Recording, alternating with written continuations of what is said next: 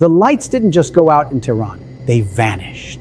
In a city of nearly 10 million people, where traffic never sleeps and neon lights define the skyline, entire districts suddenly fell into darkness. Phones stopped charging, elevators froze mid-floor, hospitals switched to emergency backup, and above all, one terrifying question echoed across the region. Was this just a power outage or the beginning of something far bigger? Because at the exact same moment Tehran went dark, thousands of US troops were moving into position around Iran. This is not a coincidence. This is escalation. And right now, the world is watching a situation that could reshape the entire Middle East and possibly drag global powers into a conflict no one can easily contain. Let's break down what's really happening. Over the past few days, the United States has dramatically increased its military presence across the Middle East. According to confirmed reports, thousands of American troops, including elite airborne units, Marines, and Special Operations Forces, have been deployed or are currently en route to strategic locations surrounding Iran. Reuters, this is not a routine rotation, this is a buildup, and not just troops. Advanced fighter jets, surveillance aircraft, and naval forces have been moved into the region, forming what analysts describe as a full-spectrum military posture, air, land, and sea, all aligned for potential rapid action. In fact, experts say the scale of deployment now resembles the kind of preparation the US has historically made just before major military operations, the Irish Times. And here's where it gets even more serious. Behind-the-scenes discussions are reportedly underway about possible missions inside Iran itself. One of the most shocking proposals, a high-risk operation to seize enriched uranium from heavily fortified underground facilities. New York Post. Think about that.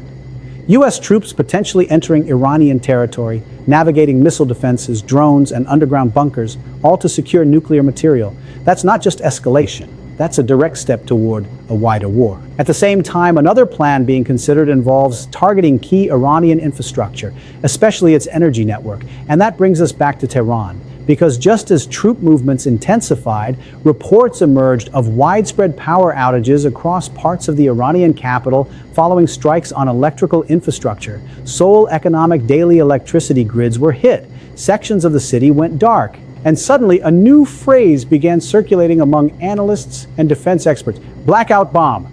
Now, let's be clear, there's no official confirmation that a specific weapon by that exact name was used. But the concept is very real. There's no official confirmation that a specific weapon by that exact name was used, but the concept is very real.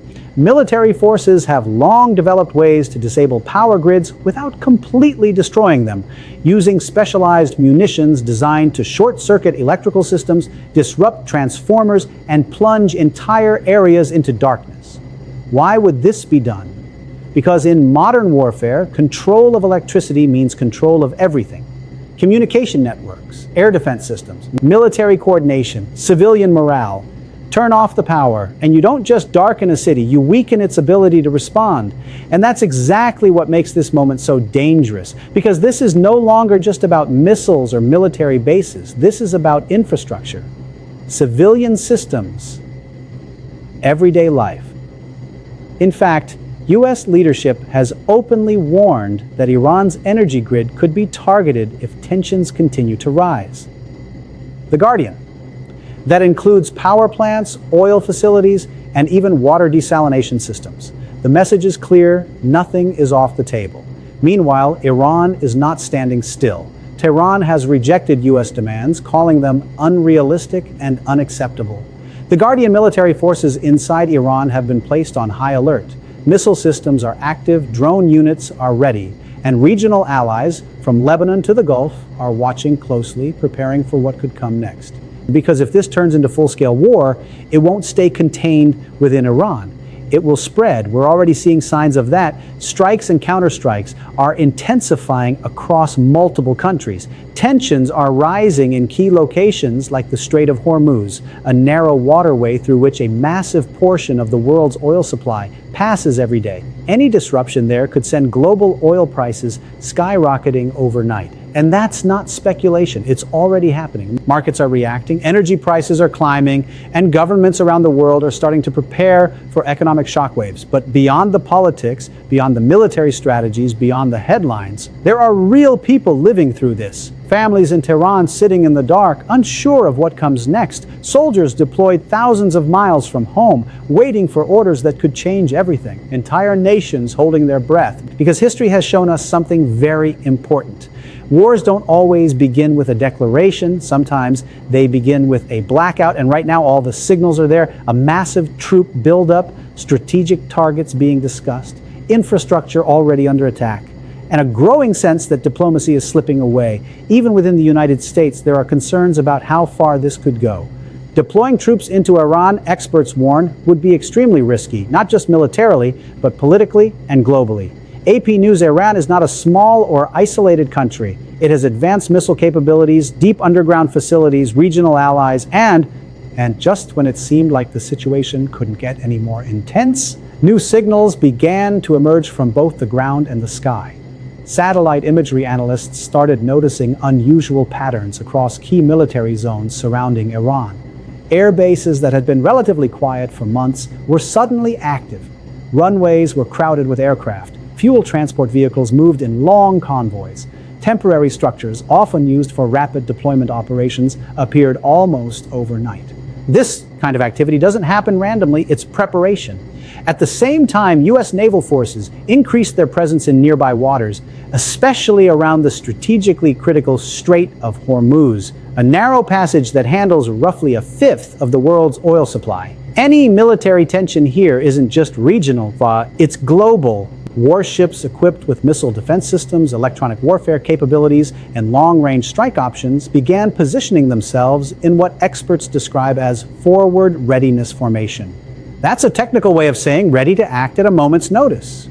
And above it all, surveillance intensified. High-altitude reconnaissance aircraft, including advanced drones and spy planes, have reportedly been flying extended missions along Iran's borders. Their purpose? To monitor movements, map defenses, and prepare targeting data if needed. This is how modern conflicts begin, not with a single explosion, but with layers of invisible preparation. Meanwhile, inside Tehran, the situation remains tense and unpredictable. Power outages continue to affect different districts, sometimes lasting hours, sometimes returning only briefly before going dark again. Authorities have attributed the outages to technical issues and infrastructure strain, but many residents are not convinced because the pattern doesn't feel random. Entire neighborhoods losing power simultaneously, key facilities going offline at critical times, and most importantly, the timing, aligned almost perfectly with the surge in military activity outside the country. That's why the term blackout weapon is gaining traction. While no government has officially confirmed its use, defense analysts point out that certain types of munitions, often referred to as graphite bombs, are specifically designed to disable electrical grids without causing widespread physical destruction. These weapons disperse fine conductive filaments over power infrastructure, short-circuiting systems and causing cascading failures across the grid. The result? A city that's still standing but unable to function. No lights, no stable communication, no coordination. In a modern urban center, that kind of disruption can be just as impactful as a direct strike. And that raises a critical question. If this was intentional, what was the objective?